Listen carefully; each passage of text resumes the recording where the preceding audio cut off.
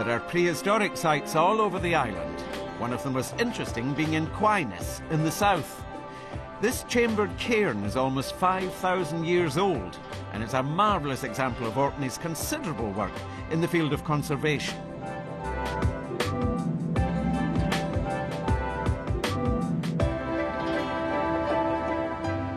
Near Kirkwall is the island of Shappensea, an island with a suburban feel, one might say.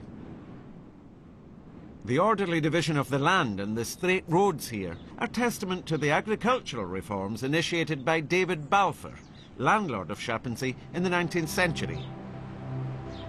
Balfour brought much-needed prosperity to the island. Balfour Castle was completed in 1848 and is surrounded by woodland, an uncommon sight in these parts.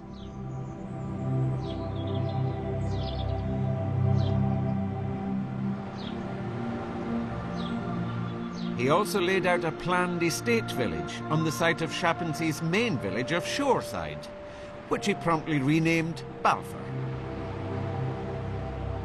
Today, the castle is run as a successful hotel.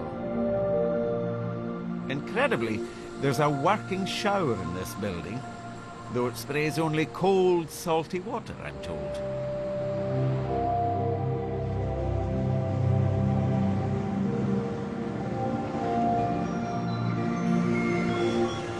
Not surprisingly, tourism plays a major role in the economy of the Orkney Islands, and upmarket cruise liners are a common sight.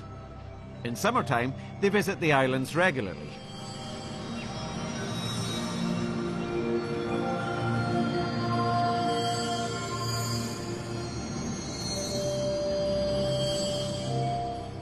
Many people find Kirkwall to be rather similar in appearance to a Nordic town, and that's understandable enough. The town was established by the Norse in the 11th century. Thanks to its harbour and its new cathedral, Kirkwall burgeoned rapidly during the 12th century.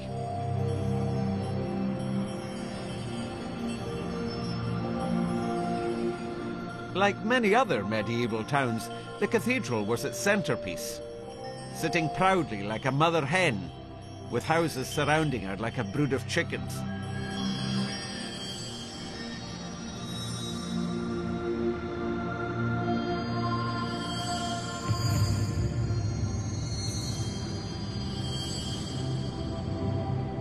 Other historical sites, such as the Bishop's Palace, are still in evidence.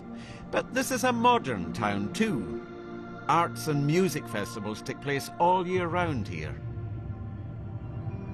It was once customary to welcome visitors to Kirkwall hostelries with a piece of cake and a glass of whisky. Highland Park Distillery produces very fine malt whisky, a product of the island's superior barley.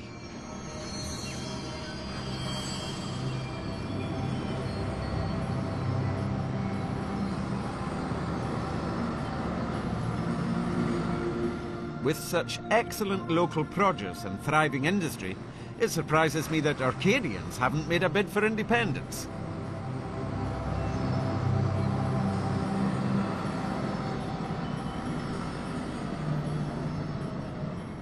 In the parish of Ham, World War II is widely commemorated.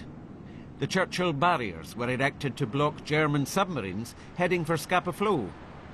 One submarine torpedoed the vessel HMS Royal Oak early in 1939, with the loss of over 800 lives.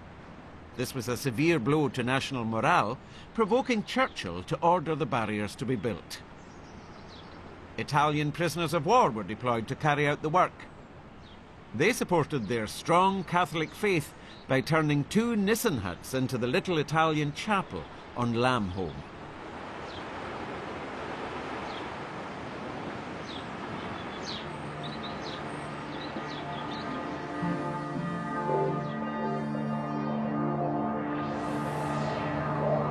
The Orkney Islands, just like the Western Isles, were vital to the war effort.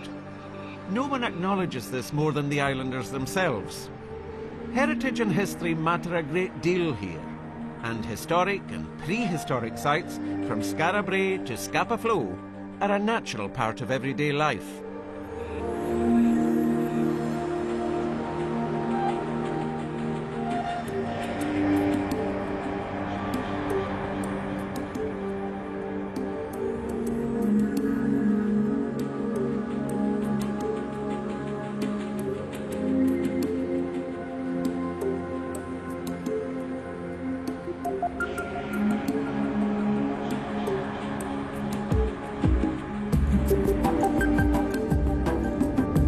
vessels make use of Scapa Flow these days.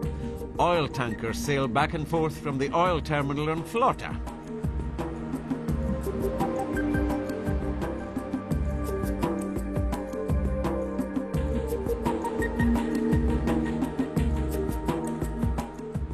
Although large parts of northern Flotta today might be said to resemble Texas, the oil industry hasn't adversely affected the Orkney environment.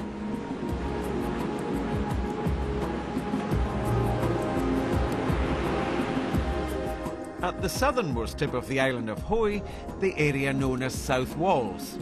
Most of the population here are farmers, since the land is rich in comparison with the more barren, craggy north.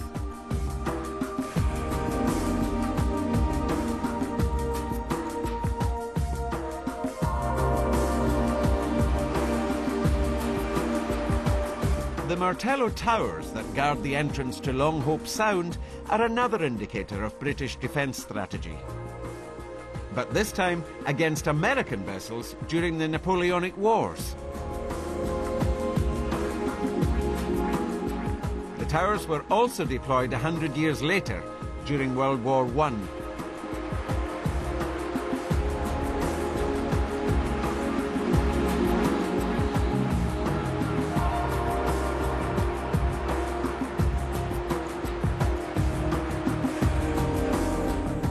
Hackness Battery was until a few years ago used as a farmstead, but it's recently been restored to its former glory.